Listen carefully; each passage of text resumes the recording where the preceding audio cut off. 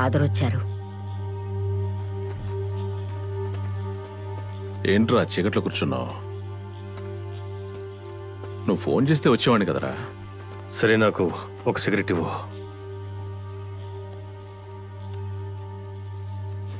వెలిగించివరా.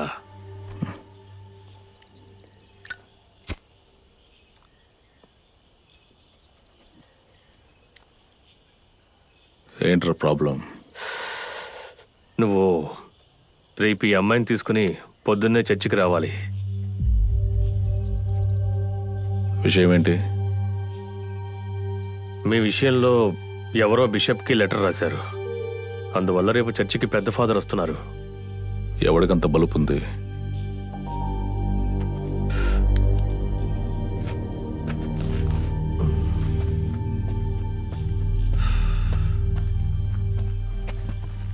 ఆ లారెన్స్కి నీ మీద ఎందుకంత శత్రుత్వం? వాడికి మాత్రమే కాదు, వాడితో ఉన్న వాళ్ళకు కూడా.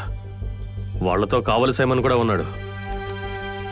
సైలెంట్గా ఉంటే అసలు ఒప్పుకోరనుకుంటా. ఏదేమైనా రేపు నువ్వు చర్చికి రావాలి. రారా, 2 పిగిలిసిపో. రే వద్దురా, ఇవన్నీ పరిష్కారం అవని.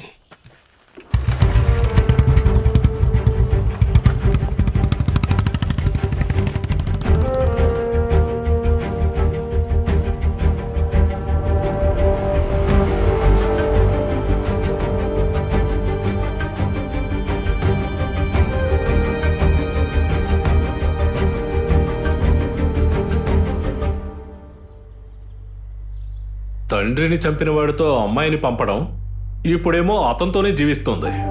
అసలు దీన్ని ఏమంటారు ఫాదర్? ఈ ఏర్పాటు వల్ల మీకింత కోపం వస్తుందని నాకు తెలీదు.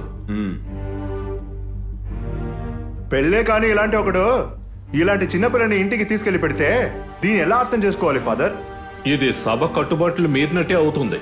చర్చి ఫాదర్ ప్రజలకి ఏమని సమాధానం చెప్తారు చెప్పండి?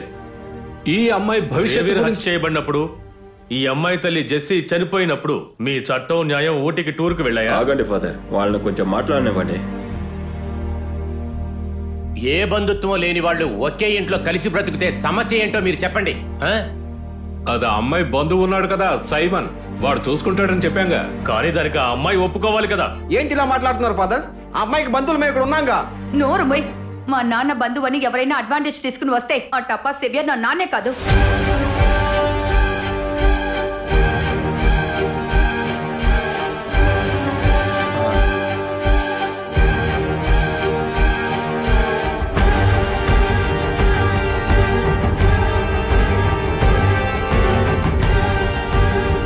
నా కన్న తండ్రిని నేను చూడలేదు. నాకు 3 నెలలప్పుడే అతను వదిలేసి వెళ్ళిపోయాడు. ఆ తర్వాత 2వ తండ్రి వచ్చాడు, టపా సేవియర్. నా ఊహ తెలిసినప్పటి నుంచి అతను నన్ను ముట్టుకున్నది, ఎత్తుకున్నది ప్రేమతో కాదని నాకు తెలుసు. కంగారు తన పిల్లని చూసుకున్నట్టే మా అమ్మ నన్ను చూసుకుంది. ఛాంపియన్ అవ్వాలని కాదు, అతని దగ్గర నుంచి కాపాడుకోవడానికి. నా 8 ఏళ్లకి అమ్మ నన్ను బాక్సింగ్కి పంపింది.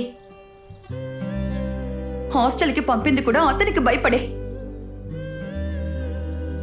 ఆ సేవియర్ చావాలని ప్రతిరోజు ప్రార్థిస్తూ ఉండేది మా అమ్మ. ఆ ప్రభు దాన్ని నెరవేర్చాడు.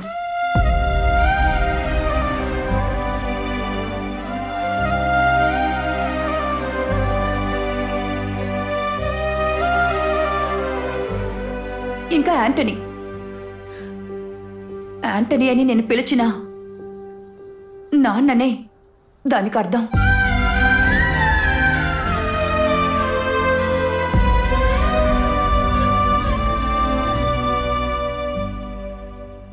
అందరికీ ఒకటి చెప్తున్నాను, నా లైఫ్లో నిర్ణయం తీసుకునే వయసు నాకు వచ్చింది. అందుకని నాకు మంచి చేస్తున్నాను అనుకుని ఎవరూ ఇక పంచాయతీ చేయాల్సిన అవసరం లేదు. యాంటనీ రా, మనం వెళ్దాం. ఒక్క నిమిషం ఆగమ్మా.